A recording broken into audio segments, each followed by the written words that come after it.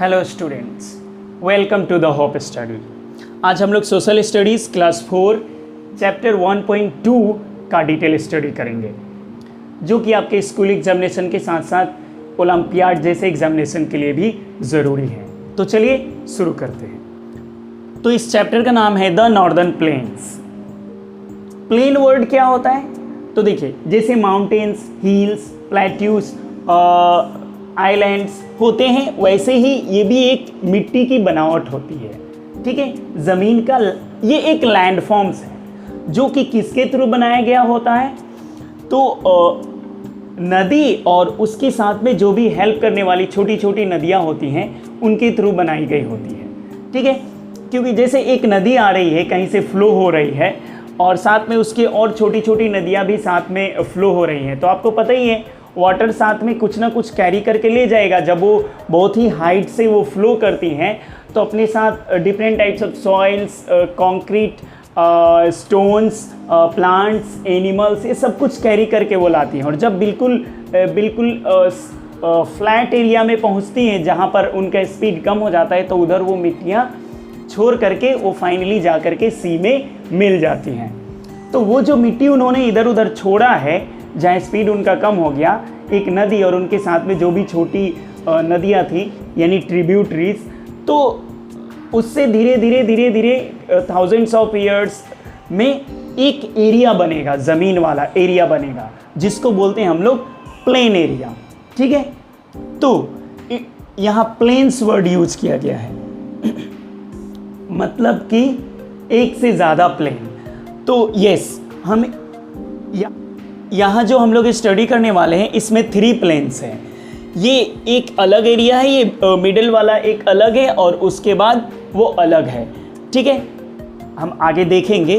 तो इसलिए plane 1, plane 2, plane 3 यानी 3 हो गए, इसलिए प्लेन्स बोल रहे हैं। और क्योंकि ये इंडिया के नॉर्दर्न पार्ट में है, ठीक है, आप ये देख रहे हो, ये इंडिया का नॉर्थ पार्ट है। जब आप मैप में देख रहे हो तो मैप के अकॉर्डिंग ये नॉर्थ में पड़ रहा है, इसलिए हम लोग इसे नॉर्दर्न प्लेन्स बोलते हैं। किसका?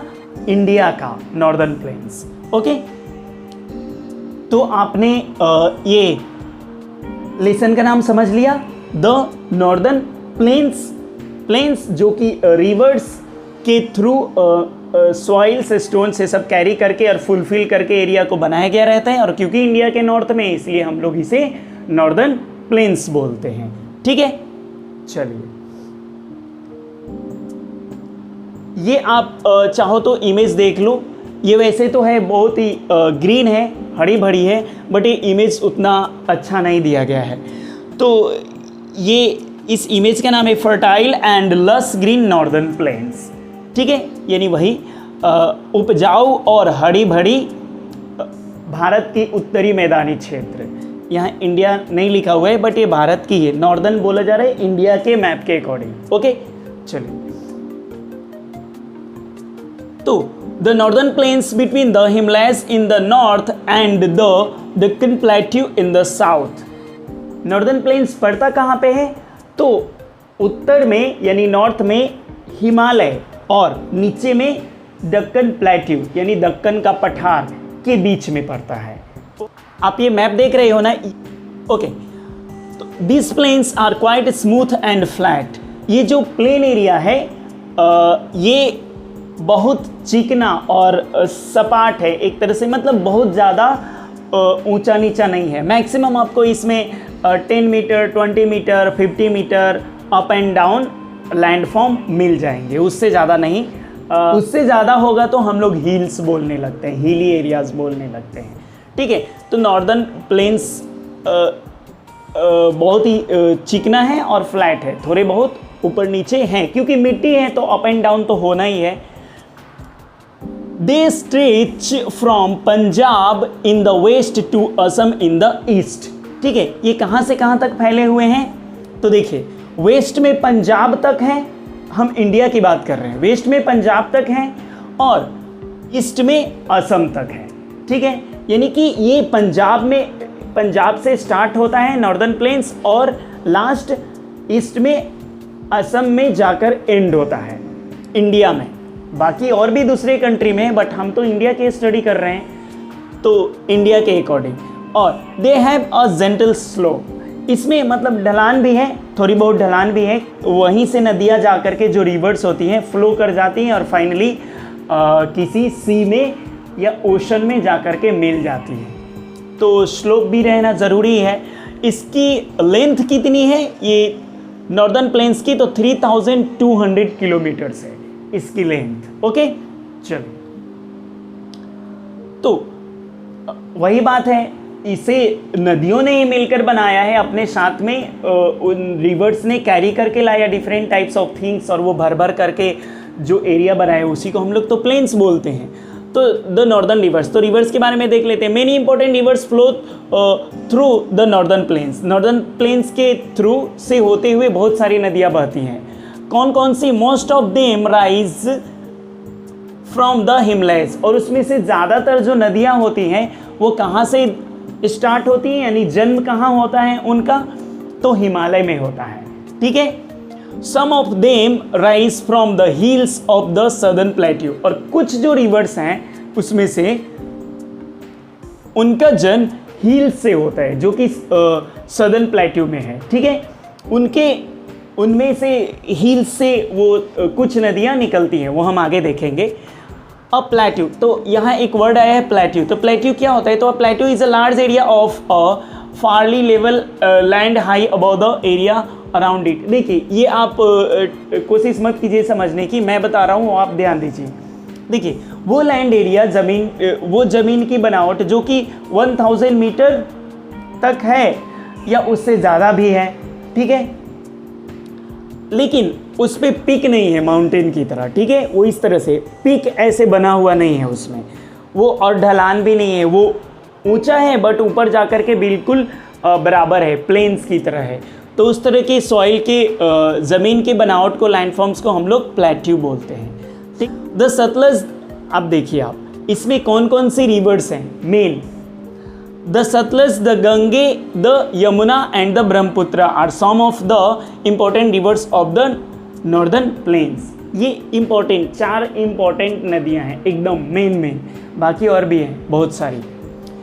They rise in the Himalayas and carry large amount of sand and silt with them. देखो आप, बहुत सारा ये अपने साथ बालू और सिल्ट, ये मिट्टी, एक अलग तरह की मिट्टी को कैरी करके लाते हैं। ठीक है, अपने साथ हिमालय से। आप हिमालय जानते हो कितनी ऊंची है, वहाँ से जब ये नदियाँ चलती हैं तो बहुत स्पीड होता है, जो भी रास्ते में जो भी चीज़ आता है वो सबको ये साथ में लेकर के कैरी करते हुए ये आते हैं, और वही भर करके इन्होंने प्लेन्स पूरा बनाया हुआ है। This mixtures of sand and silt is called alluvium और अलूवियल सॉइल। ये सैंड एंड सिल्ट का मिक्सचर फॉर्म को हम लोग बोलते हैं अलूवियम या अलूवियल सॉइल। ये स्पेशली ये वो सॉइल है जो कि बहुत ज़्यादा फर्टाइल है। ठीक है, it is very fertile. Year after year the northern rivers spread layers of the soil over the plains. इस तरह से वो ला करके सालों भर में, कितने सालों तक वो ये सारी चीज़ें ला करके वो परत पे, यानी लेयर्स बाय लेयर्स वो भरते जाते हैं। इसलिए that is why the northern plains are quite smooth and fertile. यही रीज़न है कि नॉर्दर्न प्लेन्स जो है बहुत चिकना और उपजाऊ है। क्यों? क्योंकि बहुत जगह की न्यूट्रिएंट्स, बहुत जगह से different types of soils mix हो रहा है और वो एक ही जगह आकर के लेयर वाइज जमा हो रहा है, स्टॉक हो रहा है, तो उसमें बहुत सारे न्यूट्रिएंट्स हैं प्लांट्स के लिए, इसलिए ये फर्टाइल हो जाता है। ओके, बहुत ज़्यादा। They give us good crops every season. हाँ बिल्कुल, क्रॉप्स तो इसमें होंगे ही अलग अलग तरह के, और बहुत ही अच्छे क्रॉप्स होंगे क्योंकि फर्टाइल है। The northern planes can be divided into 3 parts. हम लोग नॉर्दर्न प्लेन्स को 3 पार्ट में डिवाइड कर सकते हैं। ठीक है, किस किस में? देखो आप, the Sutlej basin, the Ganges basin, the Brahmaputra basin. ठीक है, तो देखिए द सतलज बेसिन का जो लेंथ है वो 1450 किलोमीटर है। द गंगे बेसिन का है 2510 किलोमीटर। ठीक है, ये नदी की बात कर रहे हैं हम लोग।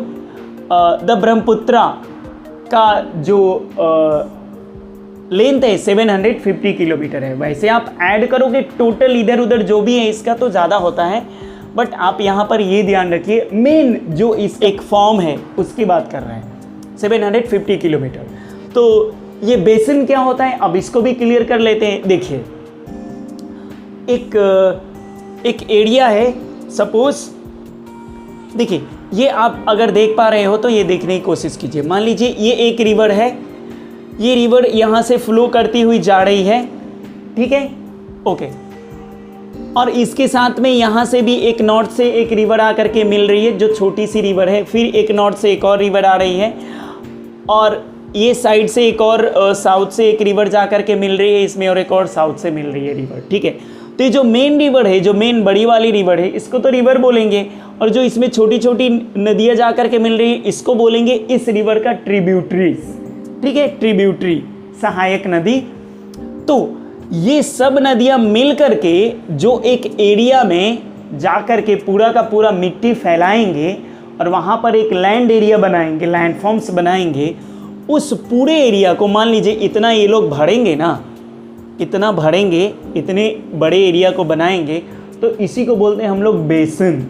और इसमें जो मेन रिवर होता है उसी के नाम पे हम उस बेसिन का नाम रख देते हैं। तो मान लीजिए ये सपोज ये सतलज रिवर है और ये इसकी ट्रिब्यूटरीज हैं, यानी छोटी छोटी हेल्पर सहायक नदियाँ, उन्होंने मिल करके ये पूरा मिट्टी वाला लैंडफॉर्म्स बनाया है भर भर करके। तो इसको हम मेन रिवर के नाम पे रख देंगे इस बेसिन का नाम। तो क्योंकि सतलज था यहाँ मेन तो इसे सतलज बेसिन बोलेंगे। ऐसे ही अगर ये रिवर गंगे होती तो इसको बोलते हैं हम लोग द गंगे बेसिन। अगर ये ब्रह्मपुत्र रिवर होता तो ये जो इन्होंने मिल करके भर भर करके ये लैंड एरिया बनाया है, लैंडफॉर्म्स, तो इसको हम लोग द ब्रह्मपुत्र बेसिन बोलते हैं, ठीक है। तो डिपेंड करता है कि कौन है उसमें मेन नदी, उसके अकॉर्डिंग नाम रखते हैं हम लोग, ठीक है। तो ये वही है basin, total area of land drained by, drained यानी बहा बहा करके लाया गया और वो एरिया बनाया गया किसके द्वारा, किसी नदी के द्वारा और उसके ट्रिब्यूटरीज, छोटी छोटी हेल्प करने वाली नदियों के द्वारा जो बनाया गया। और ट्रिब्यूटरी क्या होता है, tributary is a river that flows into a large river, वो नदी जो किसी बड़ी नदी में जा करके मिल जाती है या बह जाती है, मिक्स हो जाती है, ठीक है। चलिए अब सतलज बेसिन की बात कर लेते हैं हम लोग। तो सतलज बेसिन देखिए स्टार्ट कहाँ पे होता है, तिब्बत में होता है, ठीक है, तिब्बत, और एंड अभी देख लेंगे कहाँ पे होता है। The Sutlej basin lies in the western part of the northern plain, okay. तो ये है सतलज बेसिन। आप देखिए ये एरिया, ये इंडिया का, अगर आप यहाँ पे देख पा रहे हो, आप एक ये मैप को देखिए, ये वाला एरिया पूरा जो दिख रहा है आपको, ये है सतलज बेसिन, ठीक है, ये पूरा का पूरा। और इसमें रिवर कौन कौन से हैं आप देख लीजिए। ये स्टार्ट होता है तिब्बत में और यहाँ से ये फ्लो करते हुए देखिए आप, यहाँ से आ रहा है, बिल्कुल ये सतलज है। और ये हिमाचल प्रदेश से एक और इसकी ट्रिब्यूटरीज, एक छोटी सी नदी निकलती है 20, और वो भी आकर के इसमें मिल जा रही है। और फाइनली ये सतलज जाकर के मिल जा रहा है इंडस रिवर में, ठीक है, जो कि चाइना से ऑलरेडी इंडस आ रही है इंडस में, और ये फाइनली जाकर के पाकिस्तान में फ्लो कर जाते हैं, ठीक है, अरेबियन सी में। Punjab and Haryana are the two important states in this region. Main जो स्टेट्स हैं, दो स्टेट, वो पंजाब और हरियाणा है जो कि सतलज बेसिन में है, ठीक है। The basin has a slope in the south west direction. देखिए इसका जो सतलज बेसिन का जो स्लोप है, देखो आप यहाँ पे सतलज बेसिन यहाँ पे है, ये आपने मैप में देख लिया। अब यहाँ से ये देखिए ये साउथ वेस्ट में इधर की तरफ इसका स्लोप है और वो आकर के यहाँ पे फ्लो कर जाएगी, यही बात यहाँ पे बताया जा रहा है। देखिए the basin has a slope in the south west direction, the Sutlej and it's tributaries बीज फ्लो थ्रू दिस रीजन। तो वही बात है, क्योंकि इस तरफ ढलान है, स्लोप मीन्स क्या, ढलान, कहीं से फ्लो करने के लिए, तो इस तरफ है, तो यहाँ से सतलज आती है, साथ में ये भी इसकी ट्रिब्यूटरी आती है, इंडस में मिलते हैं और ये फाइनली जा करके पाकिस्तान में अरेबियन सी में मिक्स हो जाते हैं। ठीक है, ओके। तो they join the river Indus in Pakistan and flow into the Arabian Sea. ये जा करके इंडस रिवर को ज्वाइन कर लेते हैं पाकिस्तान में और फाइनली अरेबियन सी में जाकर फ्लो कर जाते हैं। ओके, चलिए, तो ये तो सतलज बेसिन का था। अब है द गंगे बेसिन। देखिए, the Ganges basin lies between the Sutlej in the west and the Brahmaputra in the east. देखिए, ये गंगे बेसिन है, अभी मैं आपको मैप दिखा रहा हूँ। तो ये कहाँ पे पड़ता है, तो इसके वेस्ट में सतलज है और ईस्ट में ब्रह्मपुत्र बेसिन है, इन्हीं दोनों के बीच में पड़ता है द गंगे बेसिन। ठीक है, आप ये मैप देखिए एक बार। ओके, आप ये देखिए, ये वाला जो एरिया है, ये एरिया इंडिया का, ये है द गंगे बेसिन, यानी कि गंगा और उसके साथ में जो भी छोटी छोटी नदियां हैं, उन लोगों ने ये भर भर करके पूरा एरिया बनाया हुआ है, प्लेन एरिया। ठीक है, तो इसको बोलते हैं हम लोग द गंगे बेसिन। ठीक है, ये अलग से दिया हुआ है, बट आप मैप में देखोगे तो ये है। और इसके सिस्टम को देख लीजिए, यमुनोत्री से यमुना और गंगोत्री से गंगे, अभी हम लोग देखेंगे। ठीक है, ये निकलती है और फिर ये फाइनली आप देखो यहाँ से बिल्कुल इलाहाबाद से होते हुए ये यहाँ वेस्ट बंगाल में जा कर के टर्न हो जाती है। एक पार्ट इसका ब्रांच निकल जाता है जिसको हुगली बोलते हैं, और दूसरा एक जो मेन है वो चला जाता है बांग्लादेश में, जिसको पद्मा बोलते हैं हम लोग। ठीक है, वो देखेंगे अभी। It stretches from Uttarakhand, Delhi and Uttar Pradesh to Bihar and west Bengal. देखिए, स्टेट की बात करेंगे तो ये उत्तराखंड, दिल्ली, उत्तर प्रदेश, बिहार से होते हुए बंगाल तक पूरा ये द गंगे बेसिन का एरिया है। ये मेन एरिया हो गया, आपको इससे ध्यान रखना है, ये है इसका द गंगे बेसिन का एरिया। ओके, चलिए, नेक्स्ट है the Ganges and Yamuna are the two main rivers in this basin. Ganges basin में सिर्फ गंगा नहीं है, इसमें एक और नदी है यमुना। ठीक है, ये मेन रिवर्स है इसके। तो the Gomti, Gandak, Ghaghara and Kosi are their tributaries. तो ये जो नाम मैंने अभी पढ़ा, गोमती, गंडक, घाघरा एंड कोसी, ये इसकी ट्रिब्यूटरीज है। ट्रिब्यूटरीज वही छोटी नदियाँ जो जाकर के इन नदियों में मिल जाती है। ठीक है, this are all Himalayan rivers. ये सब की सब नदियाँ जो हैं ये हिमलैंड रिवर्स है, यानी कि हिमालय में इनका जन्म होता है बर्फ़ के पिघलने से, ग्लेशियर से।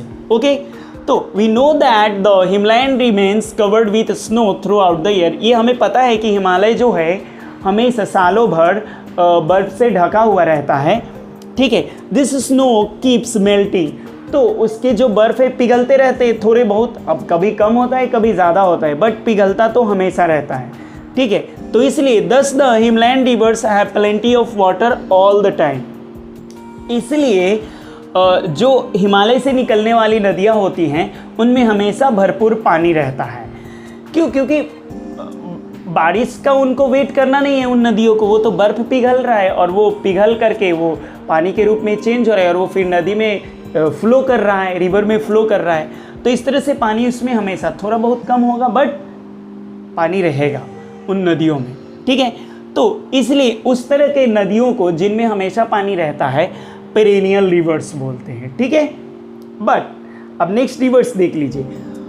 सम tributaries of the Ganges and Yamuna rise in the hills of Deccan plateau.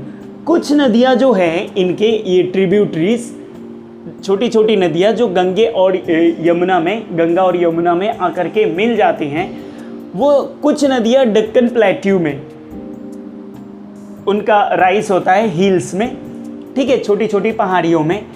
तो उनके साथ प्रॉब्लम क्या है, देखिए, this tributaries are the Chambal, नाम याद रखिए, Chambal, the Betwa and the Son. इनके साथ क्या प्रॉब्लम है, they are all rain fed rivers, यानी कि रेन, जब बारिश होगी तभी ये चंबल, बेटवा और सोन में पानी होगा। अगर बारिश नहीं है तो वो नदियाँ सूख जाएंगी। They have water only during the rains. But जो पेरेनियल रिवर्स था, जो हिमालयन से निकल रही थी, उनके साथ क्या था, उसमें हमेशा पानी रहेगा, थोड़ा बहुत कम होगा बट पानी हमेशा रहेगा, क्योंकि बर्फ हमेशा पिघलता रहता है। ओके, तो the river Ganga of the northern planes deserves a special mention. देखिए, जो गंगा नदी है नॉर्दर्न प्लेन्स में, उसको एक भारत में उसको एक खास दर्जा दिया गया है, उसको खास वैल्यू दिया गया है, महत्व दिया गया है। क्या, देखिए, it is the most sacred river of India. ये भारत की सबसे पवित्र नदी मानी जाती है। ठीक है, it rises in the Himalayas, ये हिमालय में इसका जन्म होता है गंगोत्री ग्लेशियर से। ठीक है, it rises from a glacier called Gangotri. अभी हम लोगों ने मैप में देखा था, आप फिर से देख लो। The Yamuna rises from a glacier called Yamunotri. Yamunotri glacier से यमुना का जन्म होता है। Okay, on its way to the plains the Ganga is joined by the Bhagirathi, the Alaknanda, the Mandakini and many other small streams. ठीक है, इस तरह से ये प्लेन्स में क्या होता है, गंगा नदी कुछ स्ट्रीम्स से जा करके भागीरथी, अलकनंदा, मंदाकिनी, इनसे जाकर के मिल जाती है। ठीक है, next, by the time it reaches Haridwar it becomes a much bigger river. अब देखिए, ये जब इतनी दूरी तय करते हुए हरिद्वार पहुंचती हैं, आप समझिए हिमालय से हरिद्वार पहुंचती हैं, तो ये बहुत बड़ी हो जाती है ये नदियाँ। ये जो गंगा अकेले जो बसती है, आप ये मैप में देखिए कितनी बड़ी हो चुकी है अब तक, क्योंकि बहुत सारी नदियाँ इसमें मिली है ना, इसलिए। After running down the mountains the Ganges enters the plains. ठीक है, माउंटेन से फ्लो होने के बाद में जब नीचे आती है, हिमालय से नीचे आती है, तो प्लेन में एंटर करती है गंगा नदी। नाउ इट्स स्लोज, तो जब प्लेन में आ गई, जब बराबर वाले एरिया में आ गई, तो अब उसका स्पीड कम हो गया, होना ही है। River Yamuna flows into Ganges at Allahabad. ये यमुना कहाँ पर जाकर के गंगा नदी से मिलती है, इलाहाबाद में जाकर के मिलती है। ठीक है, Varanasi, Patna and Kolkata are some other big cities situated on the banks of the Ganges. देखिए, कुछ और सिटी हैं, वाराणसी, पटना और कलकत्ता या कोलकाता, जो कि गंगा नदी के किनारे बसी हुई है। ठीक है,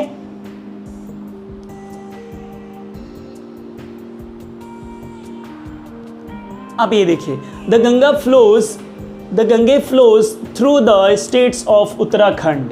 देखिए, ये किस किस स्टेट से होकर के ये फ्लो करती है, Uttarakhand, Uttar Pradesh and Bihar. Mainly state की बात करेंगे तो यहाँ से होते हुए ये गुजरती है। आफ्टर द राजमहल हिल्स, ये इन बिहार, ये बिहार लिखा हुआ है बट एक्चुअली ये एक तरह से झारखंड में पड़ता है। तो राजमहल हिल्स के बाद, जो कि बिहार दिया हुआ है यहाँ पे, इट एंटर्स वेस्ट बंगाल। ये राजमहल हिल बिहार का जैसे ही एंड होता है, यानी झारखंड के पास, वहाँ से ये कहाँ पे एंटर कर जाती है, वेस्ट बंगाल में। ठीक है, पश्चिम बंगाल में चली जाती है, यानी कि वहाँ से बिहार का बॉर्डर खत्म हो जाता है, अब बंगाल स्टार्ट हुआ, बट नदी वही है। Now the Ganges takes a sudden turn to the south. तो वहाँ पे एकदम से, आप ये मैप में देखो, वहाँ एकदम से साउथ की तरफ टर्न करती है गंगा। ठीक है, here it splits into two branches. ये दो पार्ट में बंट जाती है। अभी मैप में भी देखा था हम लोगों ने, मैप में देख ही रहे हैं। ठीक है, तो दो पार्ट में डिवाइड हो जाती है। One branch is called the Hooghly. ये जो एक पार्ट जो कि West Bengal, it flows through West Bengal. ये जैसे ही राजमहल हिल्स गंगे ने पार किया, गंगा नदी ने पार किया, तो और वेस्ट बंगाल में, पश्चिम बंगाल में ये एंट्री की, उसके बाद ये अचानक से टर्न होती है साउथ में। ठीक है, और वहीं पे दो पार्ट इसका बन जाता है नदी का। तो एक पार्ट तो चला जाता है बांग्लादेश की तरफ और एक चला जाता है पश्चिम बंगाल में। तो जो पश्चिम बंगाल है, वेस्ट बंगाल, उसमें नदी वही है, गंगा ही है, बट उसका नाम चेंज हो गया, हुगली। ठीक है। नाउ वो वेस्ट बंगाल में है तो हुगली नाम दे दिया गया। बिहार तक उसका नाम क्या था? गंगा। वेस्ट बंगाल में क्या नाम हो गया? हुगली। अब आगे देखिए, द अदर ब्रांच फ्लोज, और उसकी जो एक ब्रांच है, एक जो उसकी शाखा है जो बहते हुई जा रही है थ्रू बांग्लादेश, जो बांग्लादेश में चला गया, एक जो उसका नदी का एक part, it is called the Padma. तो वहाँ पर उसको बोलते हैं पद्मा। तो आप सोचिए, नदी एक ही है, ठीक है। बिहार में उसको कुछ और बोल रहे थे, गंगा बोल रहे थे, पश्चिम बंगाल में हुगली, और उसी का एक हिस्सा चला गया बांग्लादेश में, तो उसको पद्मा बोल रहे हैं। चलिए, in Bangladesh the river Brahmaputra joins the Ganga. अब बांग्लादेश में एक नदी और आती है जो कि गंगा से जुड़ जाती है। कौन सी नदी? ब्रह्मपुत्र नदी, ठीक है। Finally both these rivers flow into the Bay of Bengal, और ये दोनों मिल करके एक साथ बे ऑफ बंगाल में फ्लो कर जाते हैं। वही उनका लास्ट डेस्टिनेशन होता है, मंजिल होता है, ठीक है। Okay, they form the largest delta of the world called the Sundarban delta. अब ये डेल्टा क्या होता है? तो आप देखिए, a delta is an area of land at a river's mouth. It is shaped like a triangle. The branches of the river flow across it before falling into the sea. देखिए, delta क्या होता है? नदी start हुई है या तो hills से या फिर माउंटेन से, हिमालयन से, तो स्टार्टिंग पॉइंट वो रहा और ये बहती हुई जा रही हैं, और इनका फाइनल डेस्टिनेशन क्या होता है? किसी समुद्र में जाकर के या महासागर में जाकर के मिल जाना। तो जहाँ पर ये जाकर के समुद्र में मिलती हैं, उस पॉइंट को बोला जाता है माउथ ऑफ द रिवर। तो आपको क्या लगता है, ये जब बहती हुई जाती है, फ्लो करती हुई, तो हम लोगों ने स्टार्टिंग में भी ये डिस्कस किया है, कुछ ना कुछ ही अपने साथ में कैरी करते हुए ले जाते हैं। मिट्टी हमेशा, बस थोड़ा कम या ज़्यादा होगा, बट ये हमेशा कैरी करेंगी कुछ ना कुछ, soils, stones, woods, plants, animals, कुछ ना कुछ जो रास्ते में है उसको कैरी करके ले जाएंगी। तो धीरे धीरे ले जा करके वो समुद्र में जहाँ मिलती है वहाँ पर भी जमा करती है। तो उससे क्या, एक ट्रायंगल शेप जैसा बन जाता है लैंड एरिया, ठीक है। और क्योंकि thousands of years, 10,000 of years, पता नहीं कितने हज़ारों सालों से है वो नदी, तो इस तरह से धीरे धीरे धीरे धीरे जमा होते होते वो जो मिट्टी वाला एरिया बड़ा हो जाता है, ट्रायंगुलर शेप का हो जाता है, क्योंकि इस तरह से बहने लगती है। जब मिट्टी बीच में आएगा तो दोनों तरफ से बहने लगेंगी। इस तरह से वो लैंड एरिया जो बनता है समुद्र में, ये नदियों द्वारा लाए गए मिट्टियों से या जो भी मटेरियल्स हैं उनसे जमा किए गए उनसे, तो उसको बोलते हैं हम लोग डेल्टा, ठीक है। आप ये मैप में देखो, ये भी नदियाँ ही बनाती हैं, प्लेन्स भी नदियों ने ही बनाया है, ठीक है। बेसिन नदियों ने ये पूरा का पूरा डिज़ाइन किया है, और ये डेल्टा भी इन्होंने ही अपने साथ जो भी कुछ लाया उसको समुद्र में जमा किया, तो उसको बोलेंगे हम लोग डेल्टा। अगर वो किसी लैंड एरिया में की रहती तो उसको प्लेन बोलते हैं, ठीक है। चलिए, ये वाराणसी का बाथिंग घाट से, मतलब यहाँ पे फेस्टिवल में, आपको पता ही है फेस्टिवल मनाया जाता है, तो उस टाइम आकर के गंगा स्नान करते हैं लोग।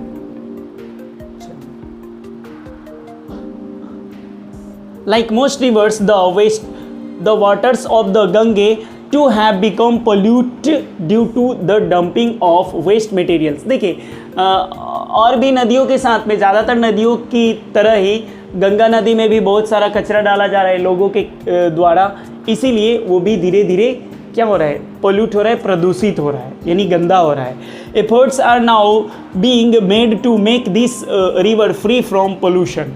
तो अभी गवर्नमेंट ने स्टार्ट किया है, आपको पता ही है, कई स्कीम्स निकले हुए, गंगा नदी को बचाना है, उसको साफ़ करना है। सबसे बड़ी बात है कि लोग अवेयर हों, समझे कि हमें कचरा नहीं डालना चाहिए नदियों में। तो जब कचरा ही नहीं होगा तो सफाई करने की ज़रूरत क्या है, वो तो अपना सेंस यूज़ करना है, नदी को गंदा नहीं करना है अपने से। चलिए, लास्ट है द ब्रह्मपुत्र बेसिन, ठीक है। तो देखिए, the river Brahmaputra starts in Tibet, ये भी तिब्बत से ये स्टार्ट हो रहा है, ठीक है। It flows parallel to the Himalayas in Tibet and enters India in Arunachal Pradesh, ठीक है। तो हिमालय के साथ साथ में ये बहती है, ये जो ब्रह्मपुत्रा नदी है। और देखिए तिब्बत से बहती हुई ये कहाँ पे एंटर करती है इंडिया में? अरुणाचल प्रदेश में, ठीक है। Flowing through the valley of Assam it turns south and enters Bangladesh. ये असम की जो वैली है, घाटी है, उस वैली से, उन घाटियों से बहती हुई साउथ की तरफ टर्न करती है और कहाँ पे चली जाती है? बांग्लादेश में। और फाइनली वहाँ गंगा नदी से मिल करके बे ऑफ बंगाल में ये खत्म हो जाती है, यानी कि अपने डेस्टिनेशन तक पहुँच जाती है। ये ब्रह्मपुत्रा पहुँच जाता है। आप ब्रह्मपुत्रा का मैप देख लीजिए।